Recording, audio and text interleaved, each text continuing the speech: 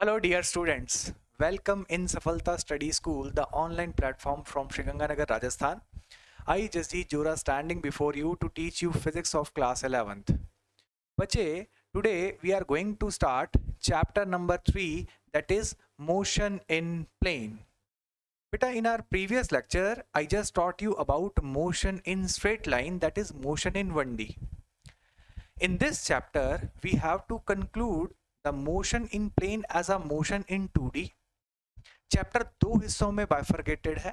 पहले हिस्से के अंदर हम लोग उसमें वेक्टर्स पढ़ने वाले हैं और वेक्टर स्केलर का कॉन्सेप्ट आई नो कि पिछले चैप्टर में मैंने आपको उसकी हल्की नॉलेज दी थी, पर इस चैप्टर में हम लोग और ज़्यादा डिटेल में उनके बारे में बात करने वाले हैं। और जो रेस्ट 50% इस चैप्टर का हिस्सा होगा वो हमारा होगा प्रोजेक्टाइल मोशन का along with uniform circular motion. तो चलिए बिना टाइम किल किए हुए करते हैं आज का अपना लेक्चर नंबर फर्स्ट इसका स्टार्ट। चलिए जी, फर्स्ट ऑफ ऑल देखिए, पहला कॉन्सेप्ट जैसे ही अपन लोग इस चैप्टर को स्टार्ट करते हैं, पहला कॉन्सेप्ट हमारे पास आता है बच्चों, scalar versus vector quantities. As you know, scalar quantities are the quantities with magnitude only. You have to concentrate here, magnitude only.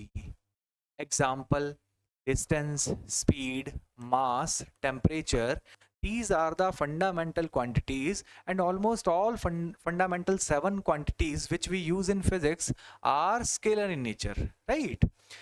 अब ध्यान से देखो, मैग्नीट्यूड का मतलब क्या है? सिर्फ मैग्नीट्यूड मतलब इसमें हम लोग ये बात बोल सकते हैं कि इनके पास डायरेक्शन का कोई लेना देना इनसे नहीं है और ना ही इनको कोई फर्क पड़ने वाला है।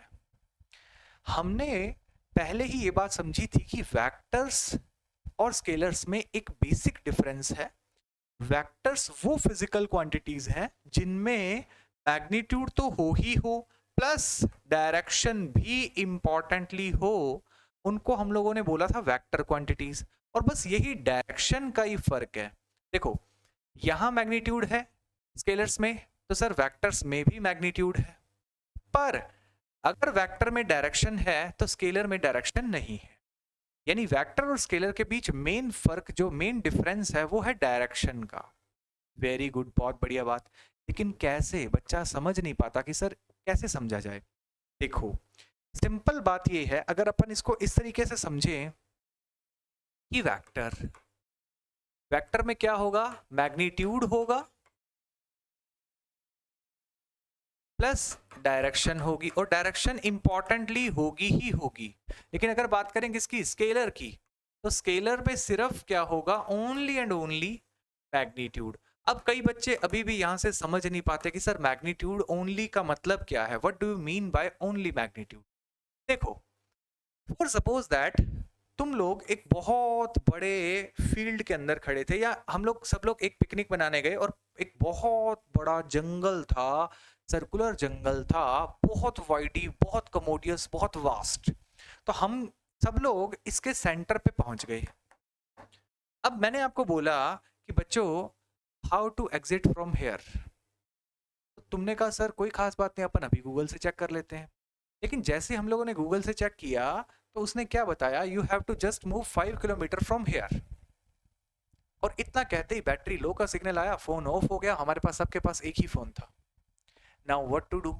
इस पूरे भरे जंगल से निकलने के लिए हमें तो सिर्फ इतनी इंफॉर्मेशन मिली, you have to move 5 kilometre apart. यहां जहां खड़े हो आप लोग, यहां से 5 किलोमीटर दूर चले जाओ। अब यहां हम लोग खड़े हैं, 5 किलोमीटर तो चले जाएं, लेकिन जाएं कहां? ईस्ट में जाएं, वेस्ट में जाएं, नॉर्थ में जाएं, साउथ में जाएं। हमें पता है ऊपर क्या है नॉर्थ, नीचे क्या है साउथ, इधर क्या है बच्चों ईस्ट, और इधर क्या है वेस्ट। तो हम लोग जाएं कहां? पता लगे आगे गए और आगे हमें आदिवासी मिल गए। आहा, हु हा, आजा आजा आजा, पकड़ा, पकड़ के लो भैया, काट के फ्राई करके बटर चिकन बना दिया। भैया, यहाँ सब कुछ खतरों के खिलाड़ी वाला सीन हो सकता है, इसलिए हम लोग कोई रिस्क नहीं लेना चाहते थे। हमने एक इंफॉर्मेशन सीखी यहाँ कि move 5 kilometre apart from here, पर हम लोग कॉन्फिडेंट नहीं हो पाए। हमें ये बात तो पता कि यहाँ से 5 किलोमीटर चलना है, लेकिन चलना किस डायरेक्शन में ये नहीं पता। अच्छा सर, थोड़ी देर वेट किया, फोन स्टार्ट हो गया। अब अगेन गूगल बाबा जी से पूछा, नेविगेशन से पूछा कि सर बताइए हमें यहाँ से मूव होना है तो हम कैसे बाहर जा सकते हैं। तो उसने बोला कि you just move 5 kilometre apart from here in east. अब बताओ, देखो फर्स्ट लाइन और सेकंड लाइन में क्या कोई डिफरेंस है? देखो फर्स्ट लाइन के अंदर कोई भी डायरेक्शन मेंशन नहीं है, लेकिन सेकंड लाइन के अंदर डायरेक्शन मेंशन है, और वो मेंशन कौन सी है बच्चों? ठीक बात। तो आप लोग सीधा सीधा बिना वेस्ट किए हुए अपने टाइम को आप लोग यहां से ईस्ट की तरफ चलना स्टार्ट हो जाएंगे। बोलो बच्चों हाँ या ना? Very good. तो ये एक तरीका है जिससे आप लोग इजीली मूवमेंट करना स्टार्ट कर गए। अब बताओ सेकंड टाइम अगर देखा जाए तो हमारे पास दो चीजें अवेलेबल थी, एक तो थी 5 किलोमीटर और एक थी ईस्ट। और अगर फर्स्ट वाली इंफॉर्मेशन में देखा जाए तो हमारे पास सिर्फ क्या था? 5 किलोमीटर, है ना? तो देखो इसको बोलते हैं बच्चों, जैसे ये 5 है तो 5 क्या है? मैग्नीट्यूड है। और अगर ईस्ट की बात करें तो ईस्ट क्या है? डायरेक्शन। यानी कि ये जो सेकंड रेड पेन से मैंने ये जो लाइन लिखी हुई है बच्चों, ये क्या इंफॉर्मेशन है? ये वेक्टर की फॉर्म में इंफॉर्मेशन है। जबकि अगर सिर्फ पहली इंफॉर्मेशन की बात करें तो वो हमारे पास क्या है? ओनली मैग्नीट्यूड दिखा रही है। It means is a scalar quantity. क्या इतनी बात क्लियर हो गई, दिमाग में सेट हो गई? चलिए वेरी गुड, बहुत बढ़िया बात। अब चलते हैं बच्चों अपन आगे। यार प्रॉब्लम पता क्या है, देखो अब अगर अपन बात करें ना वेक्टर्स की, तो वेक्टर भी एक छोटी टर्म नहीं है। ऑलमोस्ट फिजिक्स के अंदर ना हमारे पास तीन तरह से हम लोग क्वांटिटीज को डिस्क्राइब करते हैं on the behalf of vectors and scalar. पहली वेक्टर्स जिनमें डायरेक्शन हो, मैग्नीट्यूड भी हो। दूसरी स्केलर्स जिनमें सिर्फ मैग्नीट्यूड हो। तीसरी क्वांटिटीज होती हैं टेंसर क्वांटिटीज, TENSOR। लेकिन ये हायर स्टैंडर्ड पे आएगी, मतलब कॉलेज लेवल पे आएगी। टेंसर क्वांटिटीज वो फिजिकल क्वांटिटीज होती हैं जिनमें डायरेक्शन के साथ साथ मैग्नीट्यूड बदलता है, मतलब वो फिक्स नहीं रहता। खैर इसकी बात अगर कभी आया तो अपन बात करेंगे, लेकिन फिलहाल के लिए अपने ये सोचो कि मोटे मोटे तौर पे फिजिकल क्वांटिटीज हम लोग डायरेक्शन के बिहाफ पे दो तरीके से बाइफरकेट करते हैं, एक वेक्टर्स, दूसरी स्केलर्स। अब बात करते हैं वेक्टर्स की। तो वेक्टर्स भी बच्चों बहुत सारे तरीके के होते हैं। वेक्टर एक छोटी टर्म नहीं है। There are lot of type of vectors in our syllabus. Starting से स्टार्ट करते हैं, मतलब जीरो से स्टार्ट करते हैं। अभी तक हमने समझा कि वेक्टर वो फिजिकल क्वांटिटीज हैं जिनमें डायरेक्शन भी हो और मैग्नीट्यूड भी हो।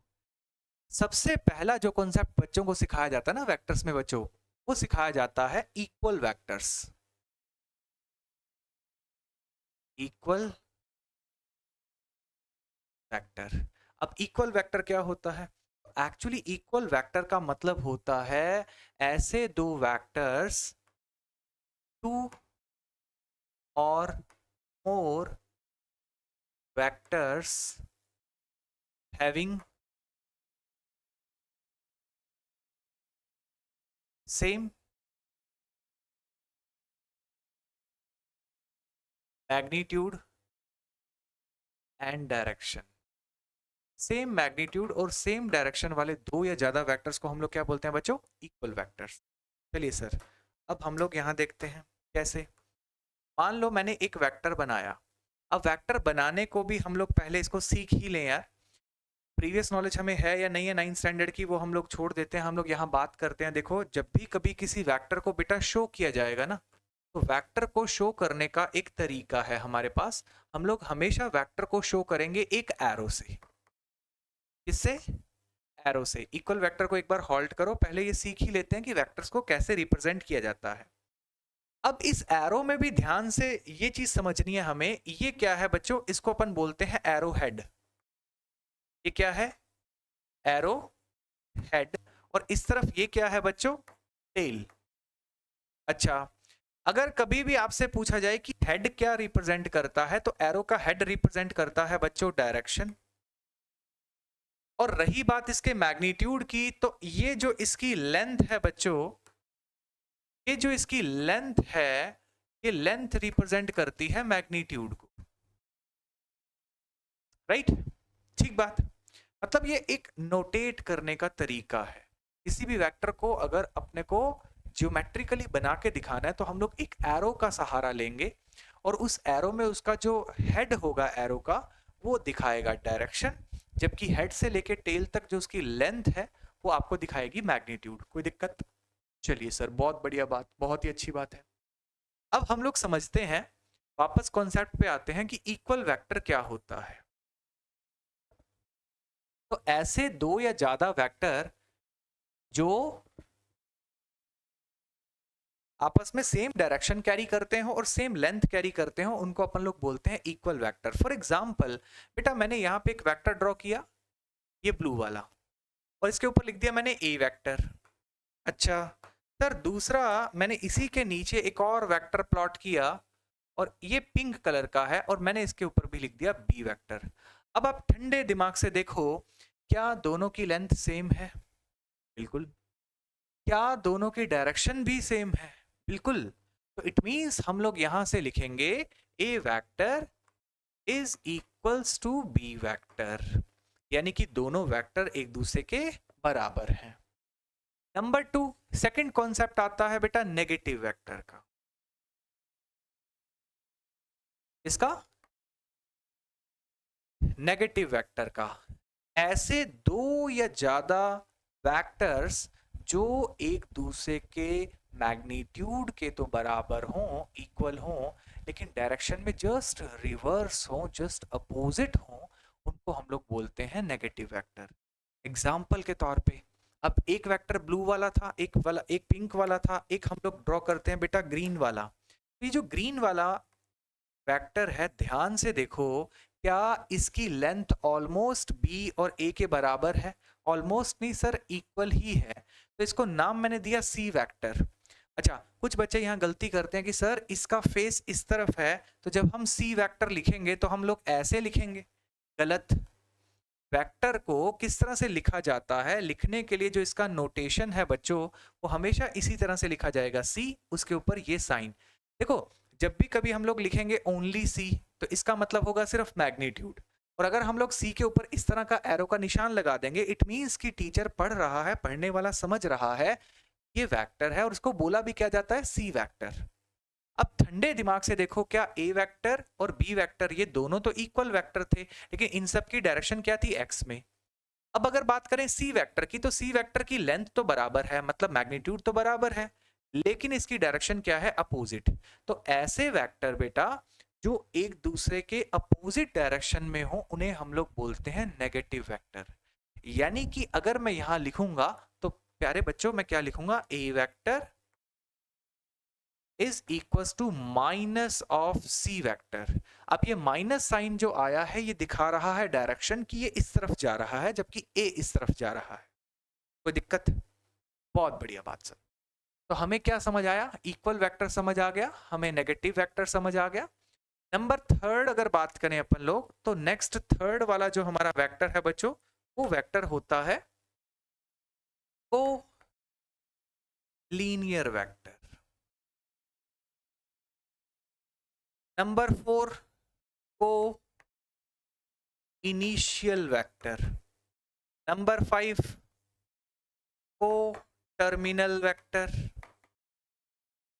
नंबर 6 को प्लेनर वेक्टर। ये चार तरह के वेक्टर एक साथ समझ जाएंगे हम लोग। कैसे समझेंगे, देखो ध्यान से सुनो। यार ये थोड़ा ज्यादा ही छोटा हो गया ना, यहां तक दिख जाएगा आपको आई थिंक। चलिए अब ध्यान से देखो यार, मैंने कहा आपको कि अगर सबसे पहले फर्स्ट की बात करते हैं यार, सबसे पहला क्या है देखो, मतलब थर्ड वाला जो एग्जांपल है वो है कोलिनियर वेक्टर। बेटा को का मतलब क्या होता है, एक साथ, है ना, एक ही टाइम पे होने वाली। जैसे अपने आपके स्कूल में एक्टिविटीज होती हैं तो अपन क्या बोलते हैं, को curricular activities.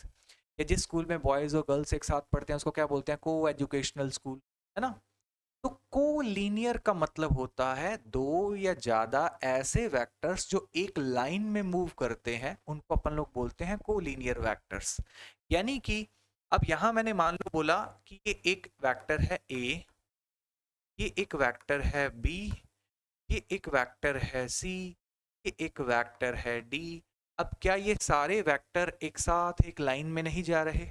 Just like as आपने देखा होगा चींटियां, चींटी के दो आगे चींटी, चींटी के दो पीछे चींटी, इस तरह से मूव करती हैं। तो सेम टू सेम बेटा, जब बहुत सारे वेक्टर सेम डायरेक्शन में, एक ही डायरेक्शन में मूव करते हैं तो उनको अपन लोग क्या बोलते हैं? को लीनियर वेक्टर। अब यहाँ ठंडे दिमाग से देखो, ए vector, B vector, C vector, D vector. चलो मैं तुमसे एक क्वेश्चन पूछता हूँ, ठंडे दिमाग से यहाँ देख के बताओ कौन सा वेक्टर सबसे बड़ा है मैग्नीट्यूड में? वेरी गुड, जल्दी बोलो जल्दी बोलो। Yes sure. तो सब बच्चों ने अच्छा आंसर दिया कि सर यहाँ पे सी वेक्टर सबसे बड़ा है। क्यों? क्योंकि इसकी लेंथ सबसे बड़ी है। और डी वेक्टर सबसे छोटा है क्योंकि इसकी लेंथ सबसे छोटी है। ठीक बात, बहुत अच्छी बात। नंबर नेक्स्ट, नेक्स्ट आता है को इनिशियल वेक्टर। बेटा कुछ वेक्टर्स ऐसे होते हैं जिनकी स्टार्टिंग सेम जगह से होती है लेकिन वो डिफरेंट डिफरेंट डायरेक्शंस में फैल जाते हैं। इन वेक्टर्स को हम लोग बोलते हैं को इनिशियल वेक्टर। फॉर एग्जाम्पल, अगर मैं बोलूं कि मैंने एक पॉइंट से स्टार्ट किया, एक वेक्टर इधर गया जिसको नाम बोला ए वेक्टर, ये है बच्चों बी वेक्टर, यहाँ ये है सी वेक्टर। अब ध्यान से देखेंगे तो सबका मैग्नीट्यूड अलग अलग है, कोई बड़ा हो सकता है, कोई छोटा हो सकता है, कोई बहुत छोटा हो सकता है, लेकिन सबकी डायरेक्शन भी तो अपनी अपनी है, सबकी डायरेक्शन डिफरेंट है, राइट? कोई किस तरफ जा रहा है, कोई किस तरफ जा रहा है, बहुत बढ़िया बात है, ये इस तरफ है, ये इस तरफ है, ये इस तरफ है, लेकिन सबके सब स्टार्ट कहाँ से हो रहे हैं? इस पॉइंट से स्टार्ट हो रहे हैं। तो सो व्हाट, ऐसे वेक्टर्स जो डिफरेंट डिफरेंट डायरेक्शंस में हो, डिफरेंट डिफरेंट मैग्नीट्यूड्स के हों, पर स्टार्ट सेम जगह से हो रहे हो, उनको अपन लोग बोलते हैं को इनिशियल वेक्टर।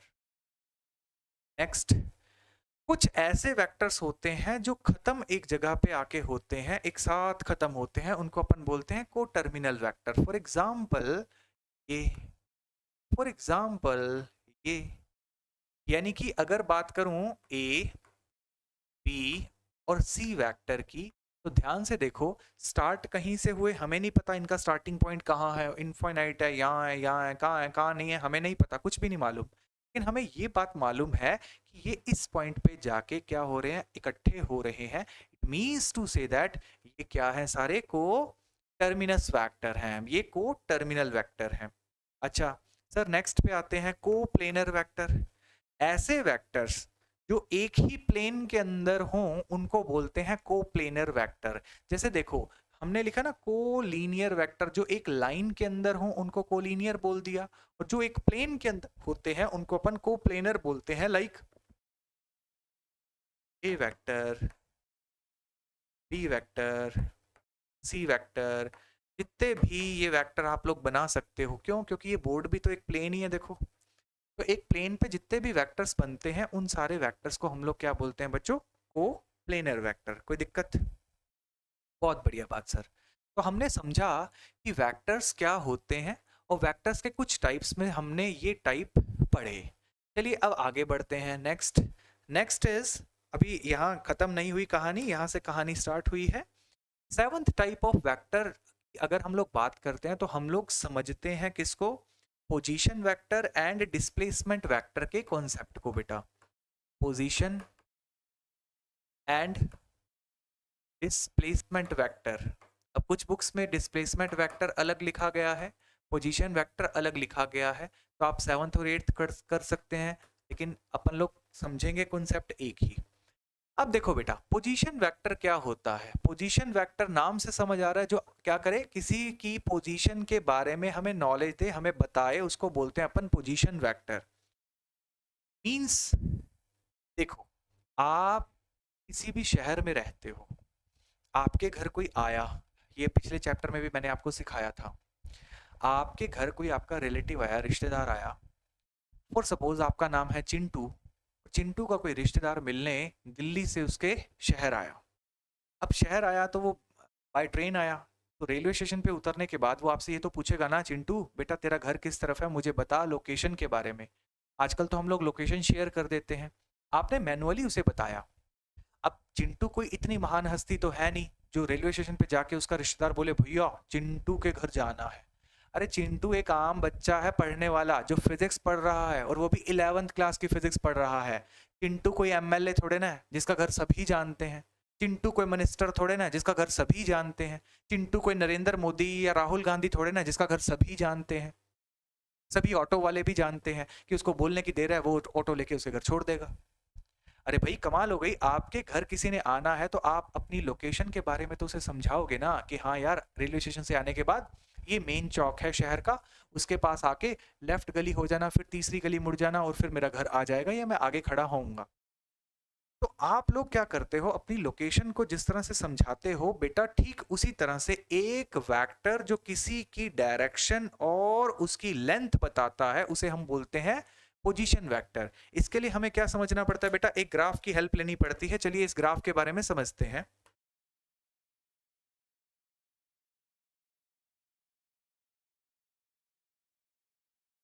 देखो ये ग्राफ है सर एक्स ओ वाई। अब आपने कहा कि जी मेरा घर कहाँ है, तो आपने कहा सर मेरा घर इस पॉइंट पे है, ये पी पॉइंट है। ठीक बात, वेरी गुड। अब वो बंदा यहाँ पे था and origin is the most important thing, क्योंकि यहीं से सारी चीजों की पैमाइश स्टार्ट होती है। मतलब हमारा एक पॉइंट है जहां से हम लोग क्या करते हैं, मेजरमेंट लेना स्टार्ट करते हैं। तो अगर अपन लोग ओरिजिन से बात करें, ओरिजिन से P1 की बात करें, तो ओरिजिन से P1 क्या हो जाएगा बेटा, एक डिस्टेंस यानी कि एक वेक्टर आ जाएगा जिसको अपन बोलते हैं R1 वेक्टर। आर वेक्टर भी बोल सकते हैं, कोई इशू नहीं है, लेकिन अपन ने इस पॉइंट को P1 अज्यूम कर लिया तो अपन ने यहाँ लिखा R1। तो अगर अपन R1 वेक्टर की बात करें तो इसको अपन लोग लिखेंगे OP1। समझे मेरी बात को, O से P1। P1 क्या है, आपका घर, मतलब ये वाली लोकेशन है आपके घर की, और वो बंदा पहले इनिशियली कहाँ पे था, रेलवे स्टेशन पे। ये ओरिजिन क्या है उसका, रेलवे स्टेशन।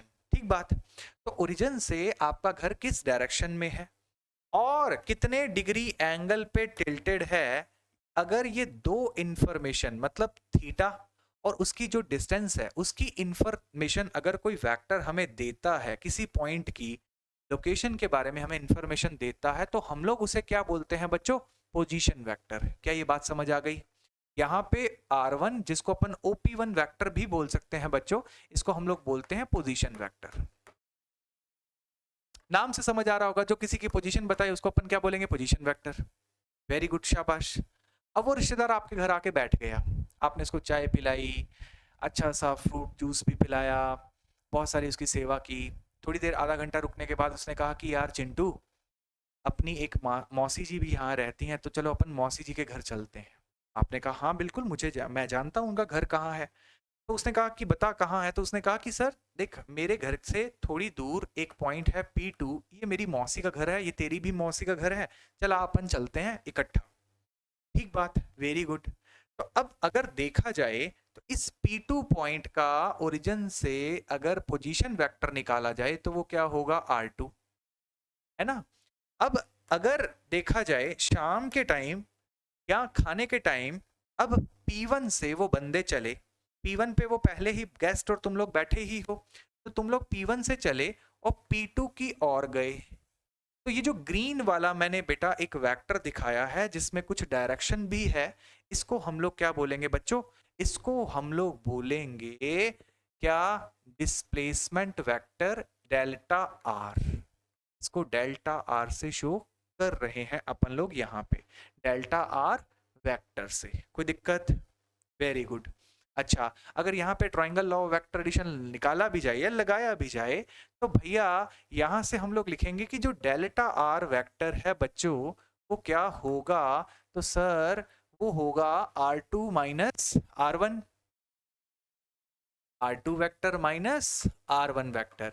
यानी कि अगर तुम्हारे पास दो पॉइंट्स, ये इनिशियल पॉइंट था P1 और फाइनल पॉइंट था P2, अगर दो पॉइंट्स के आपके पास क्या है बच्चों, पोजीशन वेक्टर्स हैं, तो आप लोग इजीली उन दोनों के बीच डिस्प्लेसमेंट वेक्टर को निकाल सकते हैं। अब अपन बात करते हैं कि what do you mean bye displacement vector. तो डिस्प्लेसमेंट वेक्टर क्या है, एक ऐसा वेक्टर जो हमें बताता है दो पॉइंट्स के बीच में हुए ट्रांजिशन के बारे में।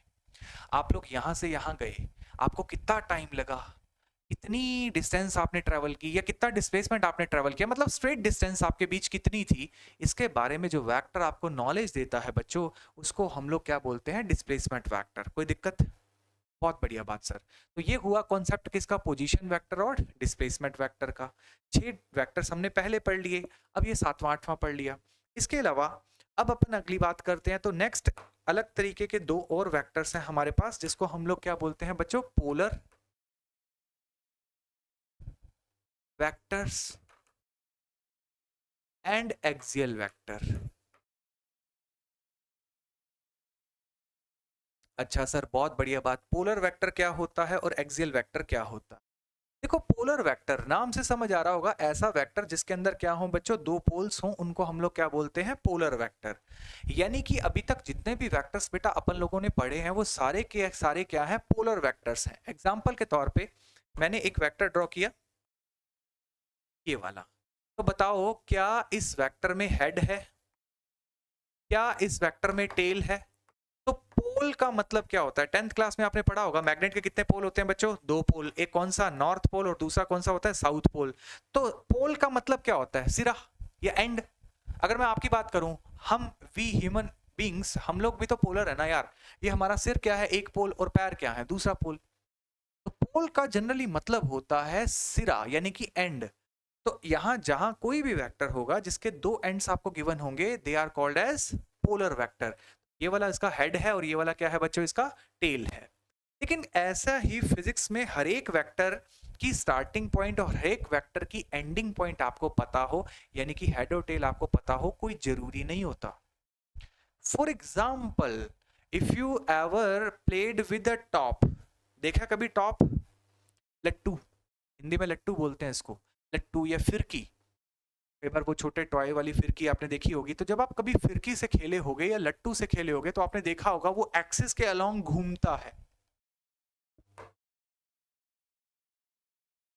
अब एग्जाम्पल के तौर पे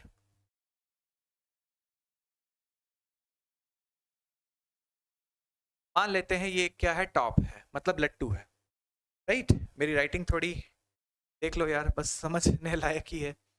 ये इस तरह से क्या कर रहा है, रिवॉल्व कर रहा है, घूम रहा है। अब बच्चों ये इसका क्या है, एक्सिस ऑफ रोटेशन, जिसके अलोंग ये घूमी घूमी कर रहा है, इस वाले एक्सिस के अलोंग। अगर इसका एग्जांपल नहीं समझ आ रहा, तो जिस रूम में आप लोग बैठे हो वहां पंखा लगा हुआ होगा, तो पंखे के ब्लेड भी तो एक रॉड के सहारे इस तरह से घूमते हैं। एक रॉड लगी होगी किसके सहारे, आपकी रूफ के सहारे, जिसके चारों तरफ इस तरह से फैन के ब्लेड्स रोटेट करते हैं। तो बेटा अब अगर ध्यान से देखें तो इसके चारों तरफ तो सर्कल घूम रहे हैं, है ना, सर्कुलरली मोशन हो रही है। लेकिन ये वाला जो मैंने पिंक वाली लाइन ड्रॉ की है, इसको अपन बोलते हैं axis of rotation. Axis of rotation. तो एक्सिस ऑफ रोटेशन के अलोंग जब भी अपन किसी फिजिकल क्वांटिटी को डिफाइन करते हैं तो उसको हम लोग बोल देते हैं एक्सियल वेक्टर। अब for example angular acceleration, torque, ये सारे क्या है, कुछ एग्जाम्पल हैं जिनको हम लोग समझेंगे 7th चैप्टर में कि ये एक्सियल वेक्टर्स हैं। समझे? बात सीधी सी ये है कि इनका हमें पता नहीं होता, ये रोटेशन से कनेक्टेड जो वेक्टर होते हैं उनको अपन लोग क्या बोलेंगे, एक्सियल वेक्टर। ऐसे वेक्टर्स जिनकी स्टार्टिंग और एंडिंग पॉइंट हमें पता हो उनको अपन लोग बोलते हैं पोलर वेक्टर्स। अच्छा सर, अब नेक्स्ट एक खतरनाक वेक्टर जो बहुत बार एग्जाम में भी पूछा जाता है एज अ नोटिस, तो उसको हम लोग बोलते हैं नल वेक्टर।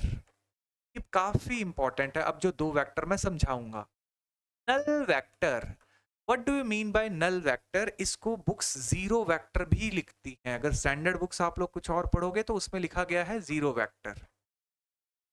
अब जीरो वेक्टर क्या होता है या नल वेक्टर क्या होता है? एक ऐसा वेक्टर जिसमें मैग्नीट्यूड ना हो पर फिर भी डायरेक्शन हो, ओनली डायरेक्शन हो, उसको हम लोग बोल सकते हैं नल वेक्टर। क्या कोई प्रैक्टिकल एप्लीकेशन में आप मुझे बता सकते हैं कि सर हमने रियल लाइफ में यहाँ नल वेक्टर देखा है या जीरो वेक्टर देखा है? सर जीरो वेक्टर या नल वेक्टर कहाँ देखा है? देखो पहली बात तो मैं आपको इसकी थ्योरी बता दूं। मान लो हम लोग पहले ये लिखते हैं कि एक वेक्टर बी वेक्टर के बराबर है, इक्वल वेक्टर के कॉन्सेप्ट में हमने सीखा था। अब मान लो कि मैं बी को इस तरफ लेके आऊं तो मैं क्या लिखूंगा, A vector minus B vector. फटाफट वीडियो को पॉज मारो और बताओ यहाँ राइट हैंड साइड में क्या आएगा अगर मैं बी को उठा के इस तरफ ले आऊं तो? वेरी गुड, सभी बच्चों ने आंसर दिया कि सर अगर b को उठा के इस तरफ ले आओगे तो क्या आएगा, a vector minus b vector is equals to 0। Absolutely गलत। यार मुझे एक बात बताओ, एक वेक्टर में से दूसरा वेक्टर माइनस करोगे तो एक वेक्टर आंसर आएगा या स्केलर आंसर आएगा? 0 तो अकेला क्या हो गया, स्केलर। कभी नहीं लिखा जाता a vector minus b vector is equals to 0। क्या लिखा जाता है, a vector minus b vector is equals to 0 vector या नल वेक्टर। कोई दिक्कत? चलिए सर, बहुत बढ़िया बात, वेरी गुड, बहुत बहुत बढ़िया बात। तो सर ये क्या हो गया, 0 वेक्टर हो गया है ना। अच्छा, अब नेक्स्ट, ये कहाँ देखा है ऐसा वेक्टर जिसके अंदर कोई मैग्नीट्यूड है ही नहीं पर डायरेक्शन है, फिर भी इंपॉर्टेंट है? क्यों इंपॉर्टेंट है भैया? सुनो, कभी किसी छोटे बच्चे को बाइक पे बैठे देखा है, और स्पेशली मेल, मतलब बच्चा जो हो, बॉय हो, बेबी बॉय, बॉय को आपने बाइक पे बैठे देखा होगा। बच्चों को बाइक का बहुत क्रेज होता है। अगर आप थर्ड क्लास के या फोर्थ क्लास के बच्चे को देखेंगे तो उसको बड़ा शौक होता है अच्छी अच्छी बाइक्स पे बैठने का। और बच्चा जब बाइक पे बैठता है तो उसे पता है बाइक का हैंडल एक तरफ है, यानी उसमें डायरेक्शन तो एक है। अब उसके घर वालों को ये बात पता है कि इसको अगर दे दिया तो ये अभी क्या अबोध है, इसको अभी ज्ञान तो है नहीं, नॉलेज है नहीं, ये कहीं गिर ना जाए या ये कहीं स्टार्ट ना कर दे, तो उसे चाबी परे रखते हैं। अब मान लो एक बच्चा क्या करता है, बाइक पे बैठता है और उसको बोलता है जूं जूं। अब उसने जूं जूं तो कर दी, उसके हिसाब से उसके माइंड में तो आहा वो तो पूरा ऋतिक रोशन बना हुआ है कि मैं तो बाइक बहुत तेज चला रहा हूँ। लेकिन एक्चुअली बाइक की वेलोसिटी वेक्टर क्या हुआ, 0। क्यों? क्योंकि बाइक तो अपनी जगह पे खड़ी है। बाइक का डिस्प्लेसमेंट वेक्टर कितना हुआ, 0 वेक्टर, क्योंकि उसमें कोई डिस्प्लेसमेंट तो आया ही नहीं। तो ऐसे वाले वेक्टर्स जिनमें, अब यहां अगर मैं बात करूं इस केस की, तो 0 वेक्टर का मतलब ही आप लोग समझ गए होंगे, magnitude 0 but having some direction, having some direction is called null vector और 0 वेक्टर। कोई दिक्कत बेटा, अभी तक कोई दिक्कत परेशानी प्रॉब्लम? चलिए वेरी गुड, बहुत बढ़िया बात। अच्छा नेक्स्ट, अब देखो बेटा आगे, नल वेक्टर हो गया। इसके बाद नेक्स्ट कॉन्सेप्ट हमारा काफी इंपॉर्टेंट कॉन्सेप्ट आता है, unit vector. Unit. What do you mean by unit? Can you tell me what do you mean by unit? Very good. बच्चे ने फर्स्ट चैप्टर पढ़ा होता है यूनिट एंड मेजरमेंट, तो उसमें उसने सीखा होता है unit is defined as a standard of measurement. बेटा अगर अपन लोग उसकी बात करें, किलोमीटर, मीटर, मिलीग्राम, ये सब क्या है, यूनिट्स, आई नो। बट यहाँ पे जब अपन वेक्टर की बात करेंगे ना, तो यूनिट का मतलब वन भी होता है। अगर आप इस वर्ड को गूगल करके देखोगे ना यूनिट, तो वो दिखाएगा यूनिटी मीन्स वन, राइट। तो एक ऐसा वेक्टर जिसका मैग्नीट्यूड क्या हो, वन हो, उसको हम लोग बोलते हैं unit vector. A vector having magnitude one is called unit vector, right. अच्छा सर, बहुत बढ़िया बात। अब अगर बात करें यूनिट वेक्टर को दर्शाने की, तो यूनिट वेक्टर को कैसे रिप्रेजेंट किया जाता है? देखो जनरली अगर मान लो मैंने लिखा a, तो इसका मतलब क्या है, ओनली a मींस मैग्नीट्यूड। अगर इसके ऊपर ये वाला सिंबल लगा दिया तो इसको अपन लोग बोलते हैं a वेक्टर, इट मींस ये क्या हो गया, वेक्टर। लेकिन यूनिट वेक्टर को रिप्रेजेंट करने का एक यूनिक तरीका है। अगर मान लो a के ऊपर मैंने ये साइन लगा दिया, तो इसको बोलते हैं a कैप। क्या बोलेंगे, a कैप या फिर a हैट। अब ये जो a कैप है, इसको हम लोग बोलते हैं यूनिट वेक्टर। यानी कि अगर कहीं कॉपी के अंदर आपने या कहीं बुक के अंदर आपने देखा कि एक वेक्टर के ऊपर कैप लगा हुआ है, इट मींस कि उसका मैग्नीट्यूड क्या होगा, वन होगा। ये बात याद रखनी है, always you have to keep in your mind. अच्छा सर, बहुत बढ़िया बात। सर अब अगर बात करें अपन लोग कि हम लोग एक्स एक्सिस, वाई एक्सिस और जेड एक्सिस की बात करें, तो ध्यान से देखो, X axis, Y axis, Z axis, ये तीन एक्सिस है हमारे पास। अब देखो एक्स एक्सिस और वाई एक्सिस में तो एंगल 90 दिखाई दे रहा है। याद है पिछले चैप्टर में मैंने सिखाया था जेड एक्सिस एक्चुअली बाहर की तरफ है, आप लोगों की तरफ है ये, राइट। तो ये तीनों क्या है, म्यूचुअली परपेंडिकुलर, लेकिन हम दिखाते इसको टेढ़ा है। अब बेटा ये जो यूनिट वेक्टर है ना, ये तीनों एक्सिस, क्योंकि हमारे पास गिनती के है ही फिजिक्स में तीन axis, X axis, Y axis और जेड एक्सिस, तो तीनों एक्सिस में एक एक यूनिट के लेंथ को या मैग्नीट्यूड को दिखाने के लिए हमने तीन सिंबल्स फिक्स कर रखे हैं, वो चेंज नहीं होते। वो सिंबल कौन से हैं बच्चों? पहला है, अगर हम लोग कभी एक्स एक्सिस की तरफ चलते हैं और एक यूनिट चलते हैं, मतलब 1 यूनिट, ओनली मैग्नीट्यूड इज 1, तो इसको हम लोग लिखते हैं बेटा आई कैप। क्या लिखेंगे? आई कैप। अच्छा, सिमिलरली अगर हम लोग वाई एक्सिस में एक यूनिट चलते हैं बच्चों, तो इसको हम लोग लिखते हैं जे कैप। और अगर हम लोग बच्चों जेड एक्सिस की तरफ चलते हैं, तो इसको हम लोग लिखते हैं के कैप। कोई दिक्कत? आई कैप मतलब एक्स एक्सिस, वाई कैप मतलब Z axis, sorry J cap means Y axis and K cap means Z axis, right? कोई दिक्कत? अच्छा सर, तो it means to say that unit vector का मतलब है एक ऐसा वेक्टर जिसका मैग्नीट्यूड 1 हो। ठीक बात। और इसमें भी पर्टिकुलरली हमने तीन नए वाले बना दिए भैया, एक आई कैप, एक जे कैप, एक के कैप। तो आज के बाद जहां कहीं तुम्हें आई कैप दिख जाए, आंख बंद करके समझ जाना कि उस टाइम पे उस सवाल के अंदर बोला जा रहा है एक्स एक्सिस के बारे में। जब भी कभी तुम्हें सवाल के अंदर जे कैप मिल जाए, तो इसका मतलब क्या है? वाई एक्सिस के बारे में बात हो रही है। और जब भी तुम्हें के कैप मिल जाए, तो इसका मतलब जेड एक्सिस के बारे में बात हो रही है। ये तीन एक्सिस हो गए हैं बच्चों हमारे पास। कोई दिक्कत? I cap, J cap, K cap, X Y and Z. कोई दिक्कत? चलिए सर, बहुत ही बढ़िया बात, वेरी गुड, बहुत अच्छा, फाइन। चलिए अब अपन लोग नेक्स्ट पे आते हैं। तो नेक्स्ट फिर एक इंपॉर्टेंट टर्म स्टार्ट होती है बच्चों, मॉडुलस ऑफ वेक्टर, या फिर अपन लोग मैग्नीट्यूड ऑफ वेक्टर भी बोल देते हैं इसको। तो मैग्नीट्यूड बोल लो या मॉडुलस ऑफ वेक्टर बोल दो। मॉडुलस ऑफ वेक्टर या फिर मैग्नीट्यूड ऑफ वेक्टर। अब प्रॉब्लम ये है कि जब भी कभी आपको वेक्टर दिया जाएगा, तो उसकी गिवन नोटेशन कैसी होगी और फिर हम उससे मॉडुलस कैसे निकाल सकते हैं। तो चलिए सबसे पहले तो ध्यान से देखो, एग्जाम्पल के तौर पे आपको एक वेक्टर दिया गया है इस तरह से, ए वेक्टर। अच्छा सर, बहुत बढ़िया बात। तो अगर ए वेक्टर को दिया जाएगा, तो उसके कुछ कंपोनेंट एक्स एक्सिस में लिखे जाएंगे और कुछ कंपोनेंट वाई एक्सिस में लिखे जाएंगे। ये एक्स एक्सिस है सर, ये वाई एक्सिस है। अभी हम लोग पहले क्या करते हैं, दो को समझते हैं, फिर अपन लोग तीन के बारे में बात करेंगे। तो बेटा अगर मैं यहां देखूं और मैं यहां से कुछ प्रोजेक्शंस बनाऊं, मैंने यहां देखा कि ये इसका क्या है, हेड है, और मैंने हेड से क्या किया, एक्स एक्सिस की तरफ एक प्रोजेक्शन फायर किया। और सिमिलरली मैंने क्या किया, वाई एक्सिस पे भी एक प्रोजेक्शन फायर किया। ये ओरिजिन है ही, ये क्या है बच्चों, ये ओरिजिन है। इसको बोल दिया स्मॉल एक्स, इसको बोल दिया स्मॉल वाई। तो अगर ओ से स्मॉल एक्स की बात की जाए, तो बच्चों अगर ये वाला एंगल थीटा है, तो मैं इस वाली लेंथ को बोलूंगा ए एक्स, और इस वाली लेंथ को क्या बोलूंगा बच्चों, ए वाई। कोई दिक्कत? अब अगर चेक किया जाए और मैं यहाँ पे ट्राइंगल लॉ लगाऊं, मींस ट्रिग्नोमेट्री से पंडित बद्री प्रसाद हरिहरी बोल वाली कहानी अप्लाई करूं, तो बच्चों यहाँ क्या लिखूंगा, देखो, पंडित बद्री प्रसाद हरिहरी बोल, ये हमें पता है।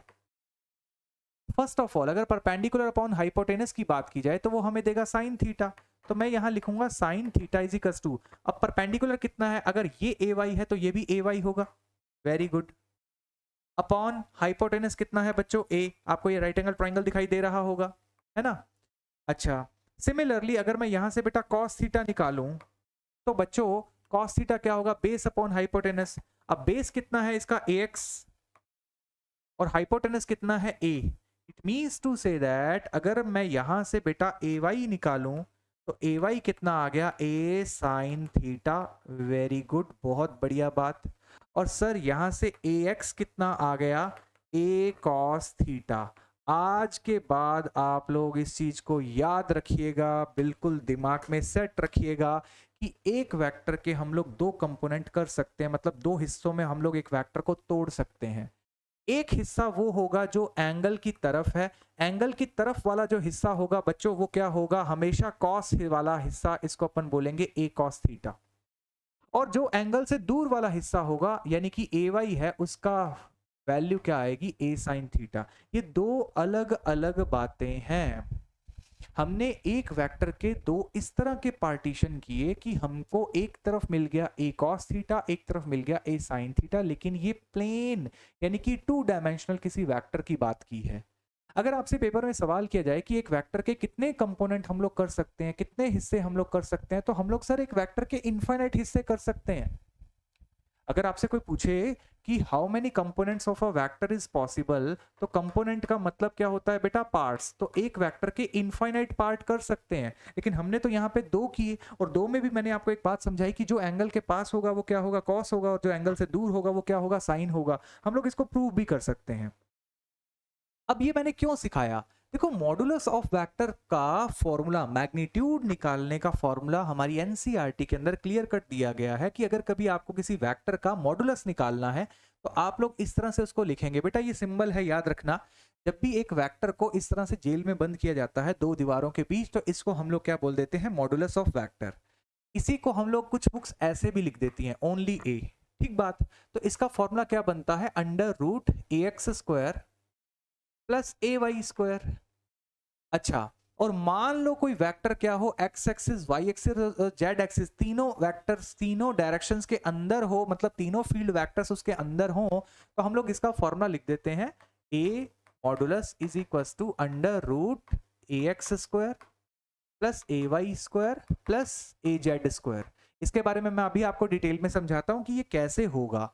मोर ओवर, अगर मैं बोलूं कि ये इक्वेशन कैसे आई, क्योंकि ये फॉर्मूला काफी बार अपनी हेल्प करेगा, या ये वाला फॉर्मूला, तो ये सेकंड इक्वेशन आई कैसे, तो हम बहुत आसानी से इन दोनों इक्वेशंस का स्क्वायर करके ऐड कर सकते हैं। चेक करिए जरा, क्या मैं इसको इस तरह से लिख सकता हूं, देखो चेक करो, ये है इक्वेशन नंबर 1, ये है इक्वेशन नंबर 2। मैंने क्या किया, दोनों इक्वेशंस को स्क्वायर करके ऐड कर दिया, फर्स्ट का स्क्वायर प्लस सेकंड का स्क्वायर। तो अगर हम लोग फर्स्ट का स्क्वायर और सेकंड का स्क्वायर ऐड करेंगे तो हम लोग क्या लिखेंगे, ए एक्स का स्क्वायर प्लस ए वाई का square is equal to A square sine square theta plus A square cos square theta. दोनों में से ए स्क्वायर कॉमन आ गया, तो अंदर क्या बचा बच्चों, sine square theta plus cos square theta is equal to A X square plus A Y square. तो sine square theta plus cos theta क्या होता है, 1। तो अगर यहाँ इसकी जगह पे पूरी जगह पे 1 आ गया और ए स्क्वायर को हमने चेंज किया, तो हम लोग लिख सकते हैं A is equal to under root A X square plus A Y square. क्या कोई दिक्कत बेटा किसी को? चलिए सर, बहुत बढ़िया बात। तो अपने को याद रखना है आज के बाद कि अगर कभी किसी वेक्टर का मैग्नीट्यूड निकालने के लिए वो आपको बोलता है या मॉडुलस निकालने को वो बोलता है, तो हम लोग क्या करेंगे, ये वाले फॉर्मूले का यूज कर सकते हैं। अब मोर ओवर, क्योंकि हमें इनको बोलते हैं बेटा रेक्टेंगुलर कंपोनेंट्स। क्या बोलते हैं बच्चों, रेक्टेंगुलर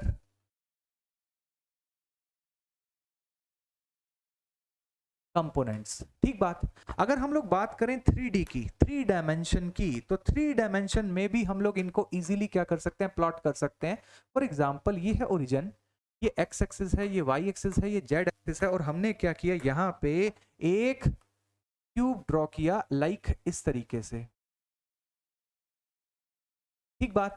अच्छा सर, अब मैंने क्या किया बच्चों, इसमें एक वेक्टर को उठा लिया, ये वाला ओ से लेके इस एरो तक था। ठीक बात। तो अब इसका कोई ना कोई, मतलब इस पिंक वाले वेक्टर को जिसकी डायरेक्शन इस तरफ है, इसको मैंने ए वेक्टर बोल दिया। अब अगर देखा जाए तो एक्स एक्सिस में भी कुछ ना कुछ इसका हिस्सा होगा, वाई में भी होगा और जेड में भी होगा। तो अगर मैं बोलूं कि इसका ये वाला पार्ट जो एक्स एक्सिस में लग रहा है वो क्या होगा, तो मैं इसको ए एक्स बोल रहा हूं।